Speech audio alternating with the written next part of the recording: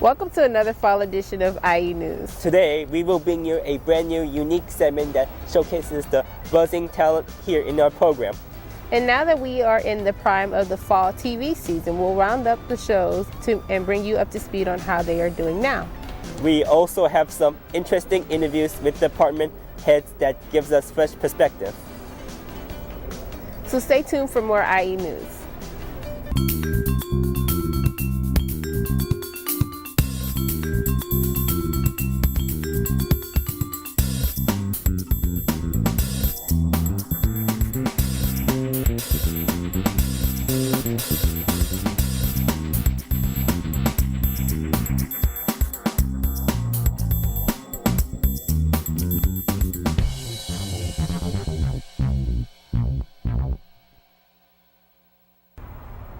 Now that our TV and radio program is flourishing, we've joined forces with the film program to form the Visual and Media Arts Department. Our very own Chris Diaz sat down with film professor Elias Dowdrill, and he told us more about this exciting new change. Hi, I'm Christopher Diaz here with IE News, and I'm interviewing Elias Dowdrill. Can you tell me a little bit about yourself? Yeah, sure. So I've been here at Long Beach City College for about 2.5 years now. I'm kind of the head of the film program. I'm the only full-time film instructor here. Prior to coming to Long Beach City College, I taught at a bunch of different schools around Southern California, down at Chapman University in Orange, also up at Loyola Marymount and Santa Monica College. I am a filmmaker. I have a documentary that's called Jonas, which is about my brother and his life with schizophrenia. And then I have a fiction film that I'm trying to get made now. I was actually in New York a couple months ago. So you're very much still in the industry right now? Yeah, absolutely. Okay. Wow, that's great. So as an instructor, what tools do you hope to provide your students with through this program? So in the film program, we have a couple of different goals. The first is, we do a lot of what we call film studies courses, and the purpose of those is sort of to help students, not just film students, but all the students here at Long Beach City College who take those courses, understand film as a medium, as a sort of cultural artifact, and the way in which it, works on us, manipulates us. And that has all kinds of uses for students as they go out into the world, because as we all know, we're getting bombarded by media all the time, and understanding how we're being manipulated by that media is really important. And then the second purpose is, of course, to give students hands-on experience in filmmaking in our film production classes. And so really our goal there is to get them used to, like these guys are doing here, get them used to working with the equipment. And once they get to sort of our highest level courses, they get the chance to make their own movies. Okay, cool. So they get the whole experience. Yeah, we try to. All right. So can you tell me about any upcoming productions that maybe the program's putting together? Well, so right now we're just teaching our beginning production courses this semester. Now next semester we're going to teach our more advanced production class, which is called Film 21. And in that course, that's where the students get to make their own movies. And so what we'll do at the end of the spring semester is we actually have a film festival where we screen the best of the films that were made in that course, as well as one of the things that Bob Hirsch, the head of our TV program here, and I have been talking about is maybe finding a way for film and TV to combine, so maybe we could take some of the TV projects as well. The last 2 years, so I've been here for 2.5 years, and I said, let's take the festival somewhere, let's go out into the community with it. So we've actually had it at the Art Theater, which is down on 4th Avenue here in Long Beach, 4th and Cherry. And it was great. So, but we'd like to do that, especially now with this new Visual and Media Arts department that we're all part of, where we can combine what we're doing with what you guys are doing here in RTV, and then over in the sort of graphic arts or media art, they have animation classes, and so it'd be great to pull some of the animated work that they're doing too and screen it.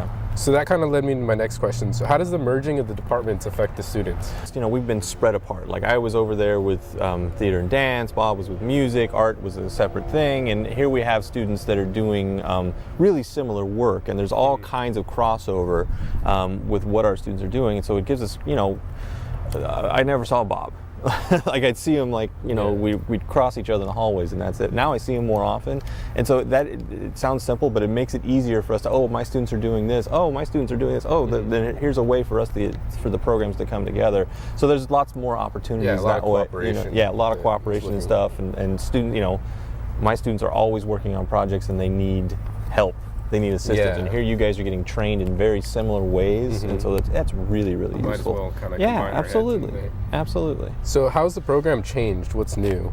So, well, we went through a lot of stuff last year where the program was almost cut, and so that was a really sort of onerous, scary, frustrating process, but we weren't.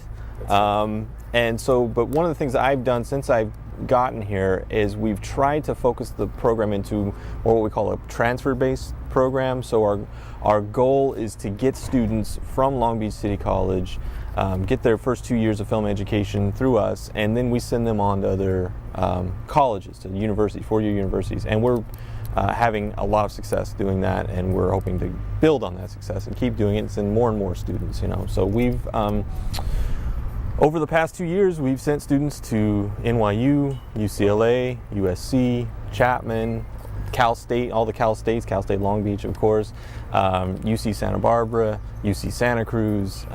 We're sending people all over the place. Pretty much everywhere, all those top-notch universities. So, wow. That's what we're trying to do, and we're going to keep doing it. Cool. So is there anything else you'd like to say about the program? Anything? No, I mean, we're growing. You know, we're growing. There's so much opportunity for collaboration here.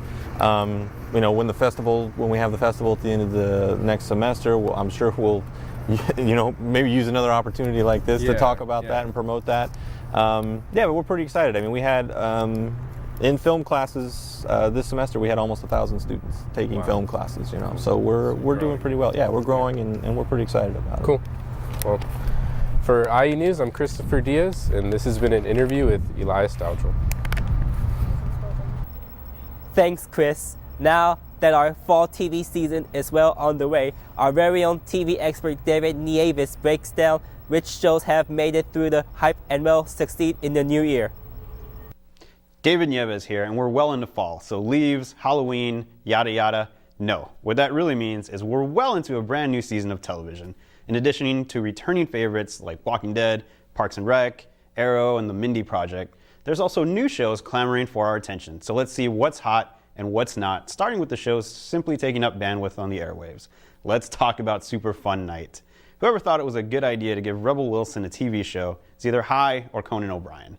This show is a great supporting cast that includes the Asian chick from the prematurely canceled Bee in Apartment 23.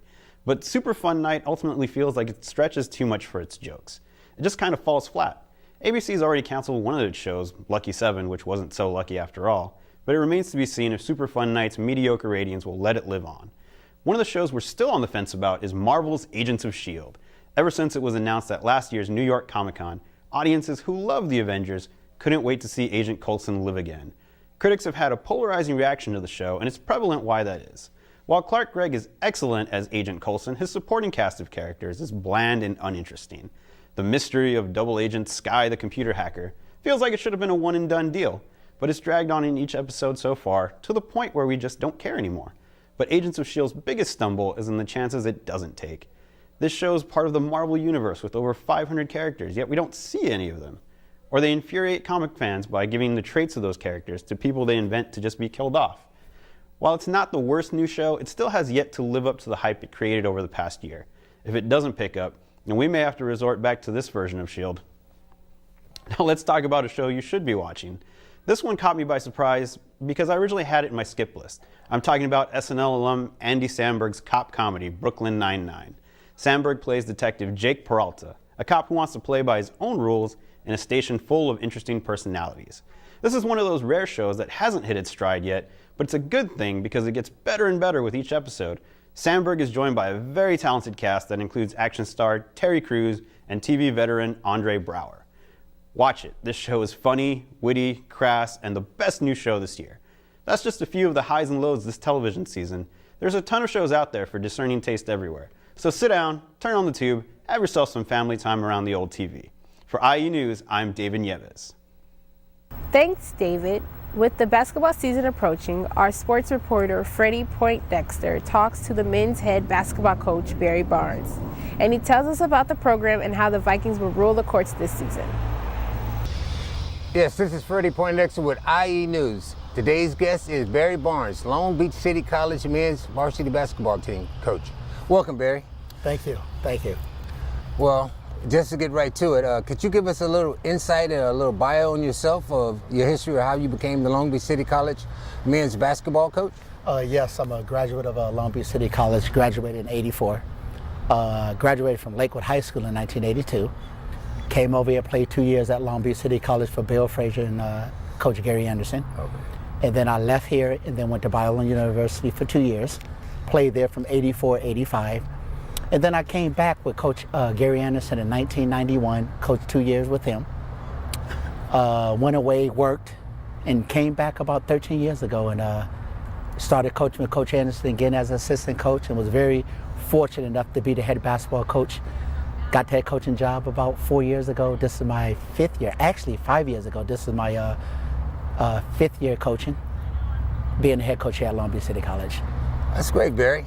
Well, we have the 2013 and 14 season upon us. What are your expectations from the team this year?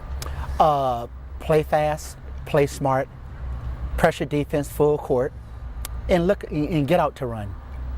Okay. Looking to get out, run, and pick up full court defensively. All right. Okay. Also, did you want to emphasize defense this year? Oh, absolutely. Right now, we played in Palm Desert Tournament last weekend. We ended up finishing there 1-2. We were fortunate enough to beat Imperial Valley this past Saturday, so we 2-2. We're averaging about 90, 88 points a game, but we also giving up about that. So we want to really pick up defensively and really cut down on that. So defense is the key of what we need to improve on. We can score, but we need to get better defensively. So how many players do you have returning from last year's team? We have 2 returning players that actually played last year. Mateo Mailu and Carlos Sanchez played last year, but we also had Chris Owens and Brandon Moore, they redshirt for us. So we actually have 4 returning players from last year. Oh, okay. That's great. The returning players, are you expecting them to set a standard for the team and how, in order for you guys to be successful, to be leaders for the team, the younger players? Yes, absolutely. The 4 returning players that I mentioned is setting a tone. They're giving a lot of the new players an insight of what they expect from me and what I want done. So they really are leaders. We got Brandon Moore and Carlos Sanchez as our captain, so they really help me out as far as preparing the game plan and also trying to execute that game plan in practice. All right, could you let the audience know the difference between non-conference and interconference games? What's the importance? The non-conference games, it gets you ready to find out who you are or what you are as a team. So what it does is we play about 14 games in non-conference, and you kind of switch the lineups. You kind of figure out who can play with who, trying to figure out what type of offense and defense structure you're going to run, and that goes right into the conference, and that's when you try to win the conference and try to get to the playoff. Oh, that's great. The next question would be recruiting from the local area, the high schools, as far as the Polys, the Millikens, the Lakewoods. How does that work out for the Long Beach City College program? Very well for us. What I try to do is I try to stay in-house, and what I mean in-house is Long Beach City Community College. And what I try to do is get the local kids from the Moore Lead, which consists of Poly, Milliken, Jordan, even Compton, even though they're in Compton, California, with Cabrillo, right. Wilson High School and Long right. Beach Poly. So I really stick with the community kids, and it also helps us in the long run because they play against each other during the Moore Lead Conference, and they also play with each other when the season's over. So I really stick and really get the kids throughout the community. So do you express with your kids and your players the importance of the classrooms first? Very, I stress that a lot because I'm from a family of 12, originally from New York, and I would not be in this position to be a head basketball coach here at Long Beach City College if I did not finish school. So we do, so I stress going to class, I do a grade check. We got a wonderful counselor department with the student success. that really help our kids and prepare them not only for here, but also for the future and moving on to the next level. Well, tell me this, if you had a star player on your team, would you bench him if he went against your regulations? Oh, absolutely. When it pertaining to not going to class, not turning in the grade check, not really communicating and having an open dialogue with the teacher, oh yeah, they can't practice or play for me. Oh, okay. Also, far as going on to a four-year university, if any of your players get overlooked or sort of passed by, do you suggest other programs that they might be able to go and attend and maybe be a walk-on? Yes. One of the things that I stress to a lot of the guys that's not being recruited and is not fortunate enough to get a scholarship, if you maintain your grades, go to class, take the right transferable classes, you have the ability to walk on to any school you want to walk on if you have the grades. That's excellent. So how long do you plan on coaching? Whenever, I love it. I've been doing it since I was small. I played since I was small. I got 7 older brothers. And it's just a love of the game. If I think I wasn't getting paid, I think I would do it free. I just really enjoy coaching and developing the young men into men. And I think as long as they want me here, as long as the AD want me here, I'll be here at Long Beach City College. That's great. Also, with the process of coaching, how do you get your players, because there's so many different attitudes and egos and all that kind of stuff, to coincide with each other to make things work for you? One of the things I do is when I go out and recruit, I try to recruit the kids that fit my philosophy as far as being able to handle the basketball, shoot the basketball, and play defense. So when you go out and get the kids that fit your philosophy as a head coach, the teaching and the learning become a lot easier for your program, and then buying into what you believe in, and also having them buy into what you believe in. Also, Barry, do you have a website that the students and the community can go to find out as far as your guys' schedule for this coming season? Yes, they just go to lbcc.edu, go right to athletics, and then you go to men's basketball, and it will pull up a recruiting questionnaire, our roster, our coaching staff, and also our schedule and our game results. Okay. Would you also express why it's important for the students that here at Long Beach City College to try to come and attend and participate, and as far as being a part of the team, as far as the audience or the crowd? Or yes, it's very important. When I played here 30-something years ago at Long Beach City College, we had a wonderful support group of students coming out and supporting us, and also the people in the community. And we would love to have our students become more involved. It gives us a big advantage playing here at Long Beach City College and playing at home. And we won more national championships than any other school overall as far as junior college championships. And it's vital and very important that they come back out and support us and give us that push that we need in conference. All right, ladies and gentlemen, this has been Barry Barnes, my guest today, Long Beach City College varsity men's basketball coach. I want to thank you, Barry, for being here today. You're welcome. And this is Freddie Poindexter with IE News. Thanks, Freddie. One of our esteemed radio personalities, Aaron Collins, takes us into his KCTY studio to give us a countdown of his favorite tracks of all time. Hey, what's up, everybody? I'm Aaron Collins, and welcome to IE News and KCTYFM.org, 107.7 to City. Today, I will be bringing you my top favorite 10 songs of all time. Here's number 10, The Message by Grandmaster Flash and the Furious Five.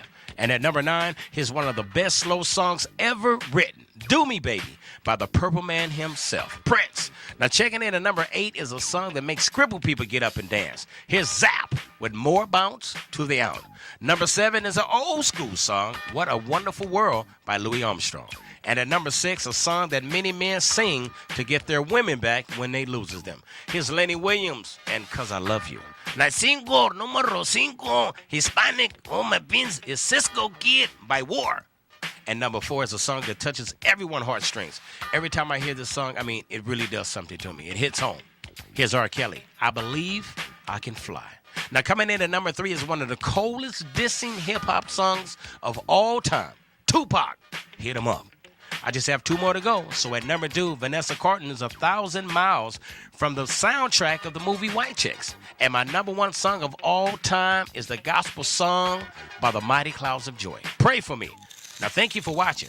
Don't forget to check out the Long Beach City radio stations at klbc.org and kctyfm.org and on Ustream. For IE News, I'm Aaron Collins. Thanks, Aaron. Drew Donnell sat down with Professor Ann Mitchell, who teaches photography in the new Visual and Media Arts Department. Hello and welcome to this week's Spotlight interview. I'm here with Ann Mitchell, the photography professor at LBCC. So Ann, could you tell me a little bit about your background in photography? Okay. I was a food photographer for about 13 years and had my own business up in Los Angeles. Oh, cool. And then I wanted to do my own work, and I also enjoyed teaching, so I went back and got my master's in art. And then ended up here. I was fortunate enough to get a full-time gig. Wow, that's cool. And exactly what do you do here? What does your job entail? What do I do here? Yeah, I know it's a weird question, right? Well, what do you do on a day-to-day basis? On a day-to-day basis, well, I teach a range of classes. So some of them are photo classes, some of them are computer graphics classes. Most of them relate to imaging in one way or another. And then I'm on the Academic Senate. I'm in the process with our department head, Morgan Barnard, and the film instructor, Eli. Yes, yeah. We are developing a new digital media arts program. Oh, I heard about that. That's Yeah. cool. How is that coming along? When is that, and when It's can we? coming along really well. We wrote a new class. It's been approved, and actually on Thursday I'm going in. There's a regional conference on digital media that I'm going to, and so we're going to try and do a lot of the meat of it over the winter break. But I think we should be up in the stores fairly soon. That's really cool. Yeah, I'm really looking forward to those classes. So I guess advice, because photography is a big thing now with the digital age and everything like that. What would you give for some advice for some beginning photographers? Well, yeah, I should know this one, shouldn't I? Yeah. I could say that I'm definitely a beginning photographer as well. What kind of advice would you give me just starting off, maybe equipment-wise or maybe, ideal-wise? My advice is, well, I think the fact is that things have really changed, that you can't just do one thing. Yeah. So, and that's really why we're developing the new area, is that you're going to have to learn some imaging, some motion, some use of sound, all of those things. So really kind of concentrating on the stories that you're telling. Yeah. And sometimes, especially with photography, people get very wrapped up in the geek side of it and the tech part. And so that's really not that important. You can take interesting images with a pinhole camera. Yeah, that's right. So it's really a lot more about the kinds of stories that you want to tell. And if it sounds like what you're doing now is really developing your storytelling things, then this will just be a new technique. I think that's a really awesome point, because you're true. Everyone kind of just dives into the geeky part in it, and that's not, you could take pictures with anything. Right. So how exactly did you break into the industry and start your whole career? I knocked on a lot of doors. Oh, really? A lot, because I was freelance, and so all you ever do is look for work. And so luckily, I really didn't have any other great skills. So I had no plan B. This is what I was going to do. Yeah. And so my big break was at the LA Times. They used to have a magazine, and there was an art director who ran the magazine there, who kind of took a look at my portfolio of gauzy flowers and thought, oh, let's try her. So he actually tried me out in a lot of areas. And that's actually where I learned food photography. Oh, wow. Because they knew all the food stylists and they knew the production side of it. I knew how to shoot, but I had no idea how to actually produce that large of a production. And so it was great because I got to just show up, do my thing, and then they were kind of organizing the rest of it. And that's how I got into food. Oh wow, that's wonderful. Okay, so You did talk about a little bit about the geeky side, and I would definitely like to talk about the geeky side. What do you normally shoot with? What is like your go-to camera? And do you have any favorite lenses or equipment that you use? What's your favorite f-stop? Yeah. You know, it really depends on the project. So the current work is constructed imagery and it's color, and I'm doing digital. So I do a Canon 5D. Oh, awesome. And I'm shooting that. But the work right before that was with toy cameras, actually vintage cameras, and it was medium format black and white that I would then scan. I don't do a lot of chemistry darkroom anymore, but I still shoot film. I like film, and I like cameras that have like kind of funky lenses, because it's like using a violin that has a certain tone. Yeah. And so I will buy any camera that runs with medium format. I will run a roll through it and see if it has the voice I'm looking for. That's cool. So could you tell me a little bit about your project Razor's Edge? I know that's not the full title. If you could let us know the full title. Okay, also. so the full title is called Meditative Spaces Found While Traversing the Razor's Edge. Okay, there we go. And if you're familiar with last year at the college, it was a pretty horrific time period. And I found myself on a list, and there's something really horrible about finding yourself on a list. Yes. And eventually it was a bullet I got to dodge, but so in that year, I really used that experience to, try and find my own sort of peace and my own settling. And so it really was meditative spaces found while I was traversing this razor's edge of my experience here at the college. That's a great title when you put it like that. That's really cool. Yeah, it came to me. I was driving. I was like, oh my God. Yeah, that's good. Yeah, titles are really important. Yeah.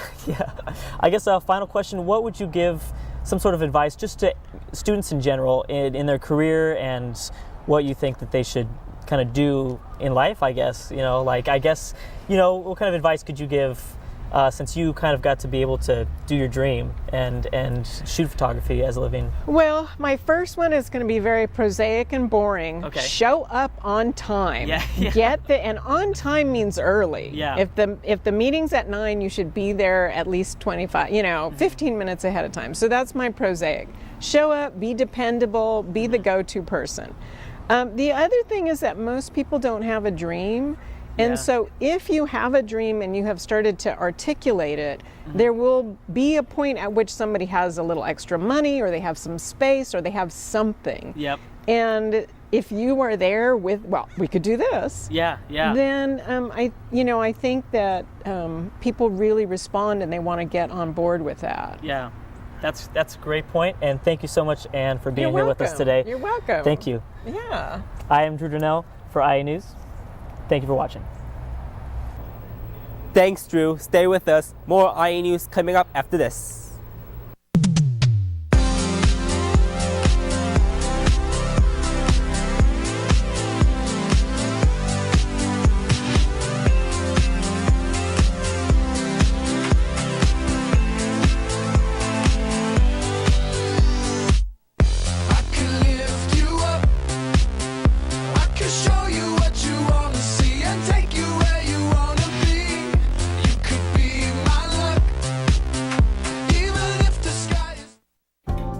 Hey, loser! Me? Yeah, you. Do you want to learn lighting? Professional studio equipment? Professional cameras? And make your own production? Yeah, I thought so. Well, come on down to Long Beach City College and sign up for a class in TV and radio broadcasting. Who is that guy in the shot? We have dedicated instructors. Hey, I'm trying to get some work done here. Leave me alone. Get out of here. Get out of here. I got important work to do. Come on. Get out of here. And bunnies. Tons of bunnies. Bunnies? I love bunnies. Don't worry, old timer. We'll teach you how to use that thingamachine. I'm signing up right now.